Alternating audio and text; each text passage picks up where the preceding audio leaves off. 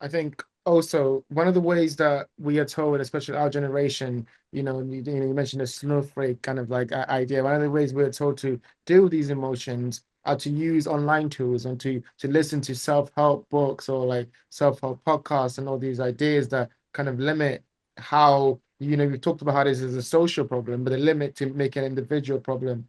And like a lot of them are told to that, do breath work or therapy or like mindfulness Yes. and stuff like that. I know that you've got some critique about that. Could you kind of expand on what you see these as being limited in a way? Yeah. So I've no problem with breath work and things like that. So I also do yoga. So I've no problem with breath work. I've no problem with alternative techniques to help us with stress or emotion or whatever it is. But like I say, they only go so far. They don't solve our political problems. They don't solve our economic problems. They don't solve, even our personal problems. If we have problems in our families or relationships, they don't necessarily, they may help us sort those things out. They may help us come to terms with what's going on, give us the courage to talk to people and try to change things. But then they've got to motivate us to do something. It isn't just about us changing the way we feel. If we change the world around us, we'll change the way we feel. It's not just about changing our feelings to cope with the world. If we live in a crazy world, we have to change the crazy world. We can't just do it by, you know, changing the way we think and feel. So I've no problem with those things. I've no problem with self-help. A lot of it is good common sense wisdom, but it only takes us. The problem I have with it, it stops at the self. That is the problem. It doesn't go beyond that to all the things that shape us as selves and our feelings and emotions. Yeah, yeah, I completely agree. I think a lot of the dialogue that we receive is to sort yourself out first, and this kind of like individualistic perspective of like solving the world issues and thing.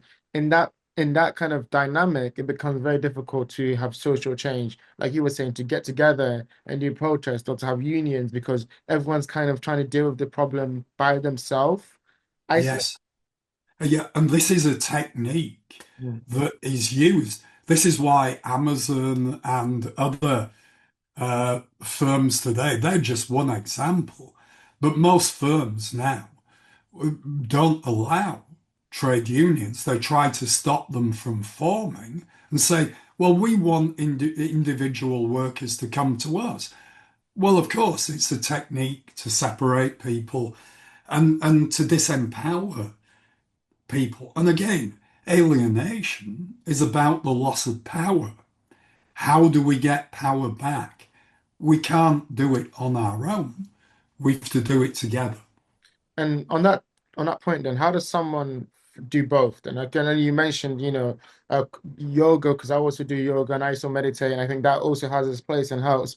How do we do Yes. both that and get together a social change to actually combine it and try to fix things?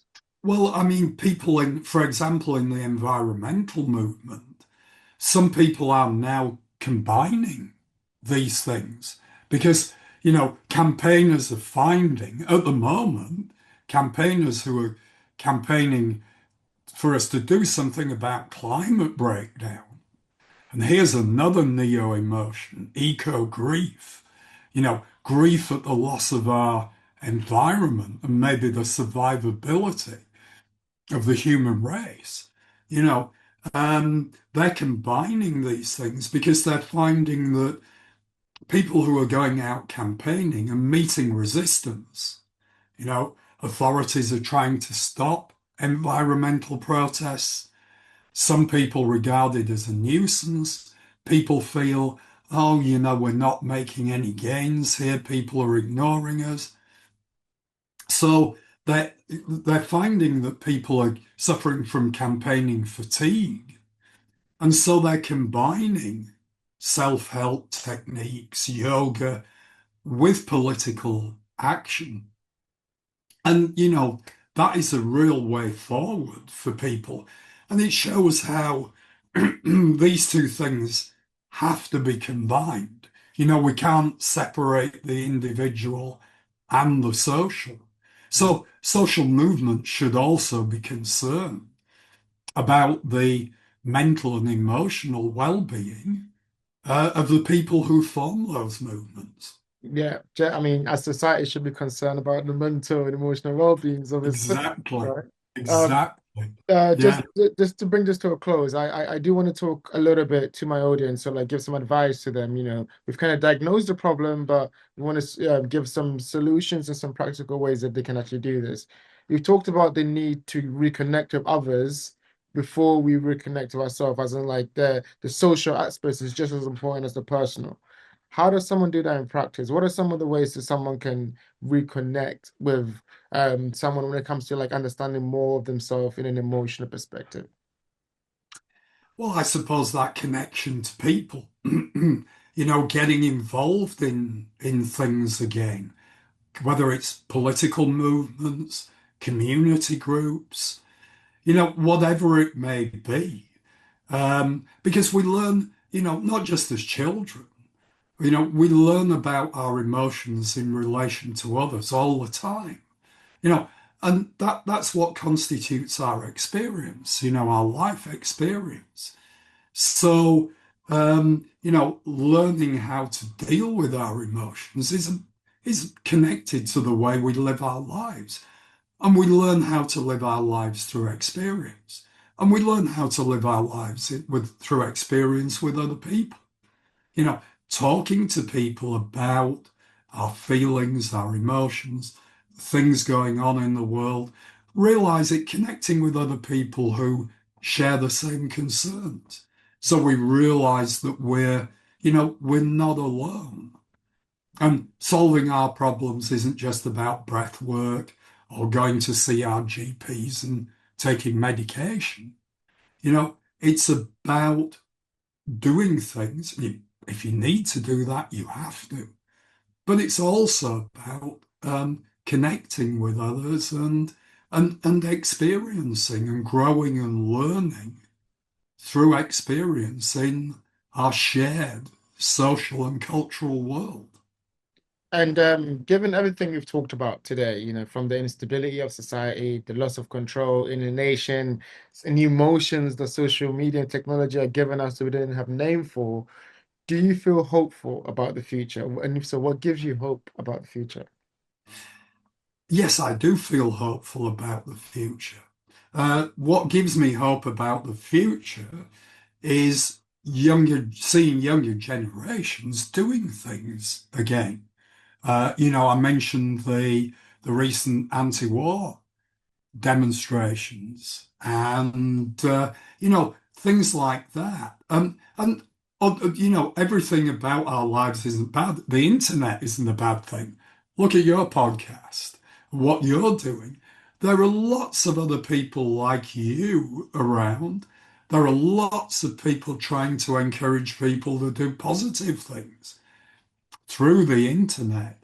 So, we talked today, in a way, we've been guilty of a similar thing. We tended to talk about negative experiences like alienation. But what Marx pointed out is that human beings then, when they experience alienation, they're then always motivated to try to overcome this, to take back some control and to do that with other people. Because as individuals, that's the only way we can do it. Unless you have a position of real power, the only way we can do it is in connection with others. And when I see people doing that, that's something that gives me optimism. Young people, when I was a university lecturer, I'm sorry about keeping losing my voice. I've now lost the art of speaking for long periods of time. Now I'm a retired lecturer. But, seeing younger generations coming along, learning, gaining confidence and going out into the world.